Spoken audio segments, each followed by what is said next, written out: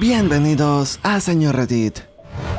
Mi hermano mató a su hermano menor para no ir a Vietnam. Él, su hermano y dos de sus amigos fueron llamados para ir a pelear a Vietnam. No querían ir, obviamente, pero todos tenían problemas financieros y todos trabajaban para mantener a sus familias. Si los arrestaban por no querer ir, perderían sus trabajos y sus familias perderían sus ingresos. Así que decidieron un plan distinto para evitar ir a Vietnam. Condujeron los cuatro juntos para hacerse los controles médicos y en el camino chocaron contra un árbol con el coche. El plan era resultar demasiado herido como para ser enviado a la guerra, pero no tanto como para quedar lisiado permanentemente, y tenía que parecer un accidente para que nadie fuera arrestado. Esto fue en el país de Australia Occidental, por lo que todos iban a decir que se desviaron para evitar golpear a un canguro y chocaron contra el árbol. Mi abuelo conducía, su amigo estaba en el asiento del pasajero y los otros dos estaban en la parte de atrás. Su hermano estaba detrás del asiento del pasajero.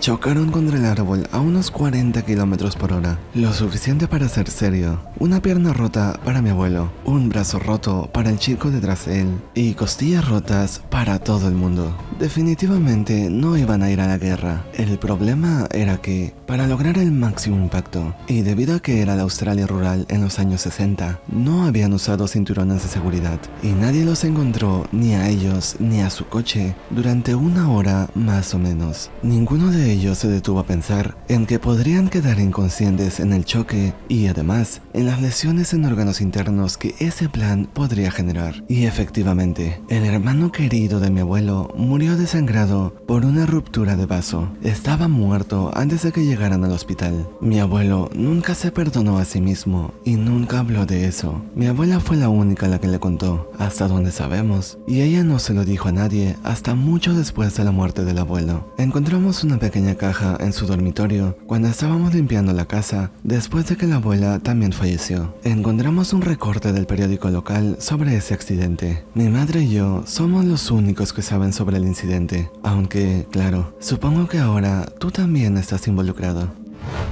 En mi caso, sí lo sabía, pero me tomó hasta que fui mayor para entender lo que estaba pasando. Mi mamá a veces nos hacía jugar un juego llamado Ejército, que consistía en mí, mi mamá y mis hermanos arrastrándonos por nuestro apartamento como si fuéramos soldados. Era una especie de juego de escondite. Ella gritaba, ¡golpea la cubierta!, de la nada, y todos teníamos que agacharnos para arrastrarnos y encontrar un escondite. Nos reíamos muchísimo y sonreíamos, mientras mi mamá también se arrastraba como un soldado buscándonos por la casa. Amábamos mucho ese juego. Hace unos años, mientras volvía a recordar la historia, me di cuenta de que vivíamos en un vecindario muy malo, y ella lo gritaba cuando escuchaba disparos fuera de la casa. Lo hacía para que evitemos ser golpeados por balas perdidas, y nos mantuvo como niños inocentes durante toda nuestra niñez.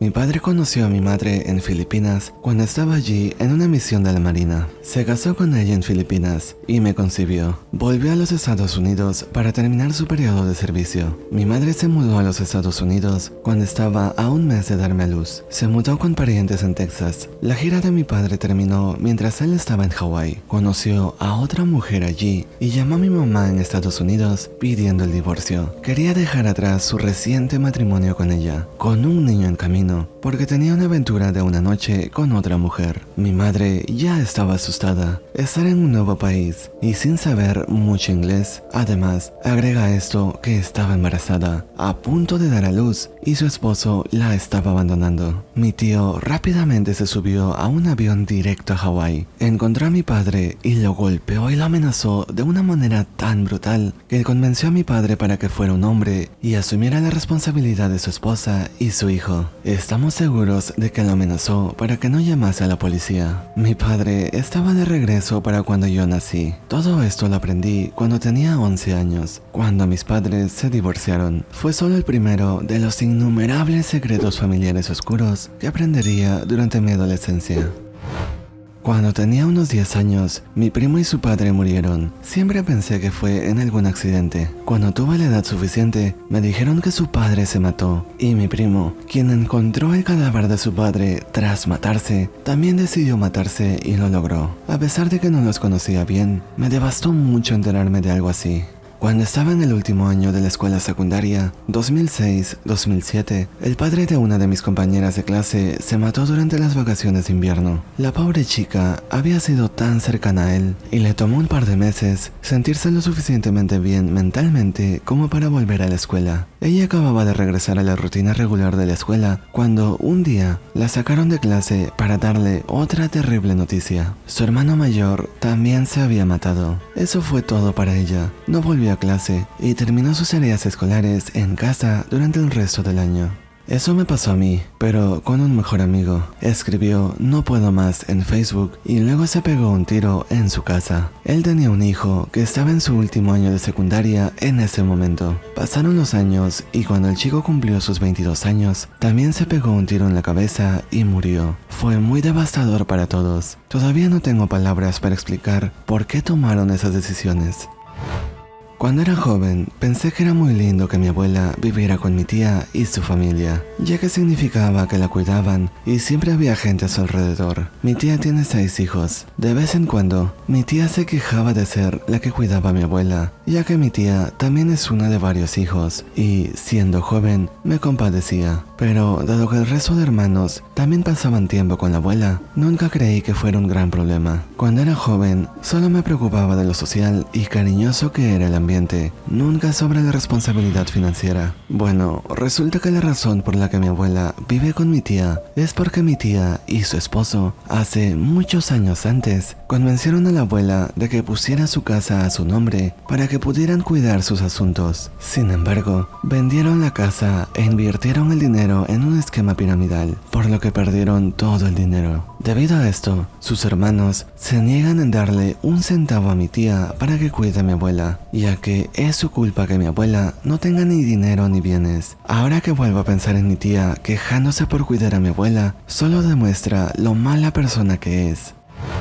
Mi secreto es más genial que horroroso, ya que estoy orgulloso de este. Mi abuelo era un tipo increíble. Fue un francotirador paracaidista en la Segunda Guerra Mundial. Siempre se negó a hablar del ejército. Más tarde supe que fue dado de alta deshonrosamente después de una lesión. Resulta que el sargento de su escuadrón era un bastardo absoluto. Tuvo que ser llevado en avión detrás de las líneas enemigas para observar el movimiento enemigo, pero el avión volaba demasiado bajo como para dar un salto seguro. Mi abuelo protestó ante el sargento, quien decidió llamarlo cobarde y rápidamente lo empujó fuera del avión. Tanto mi abuelo como su compañero de observación resultaron gravemente heridos por la mala caída. Su compañero quedó paralizado y perdió una pierna. Mi abuelo se rompió las 2 piernas, el brazo, la mano y algunas costillas. Ambos fueron rescatados poco después y trasladados a un hospital militar. Sin embargo, eso no fue lo que le dio el alta. Resulta que el sargento se presentó a visitarlos en la enfermería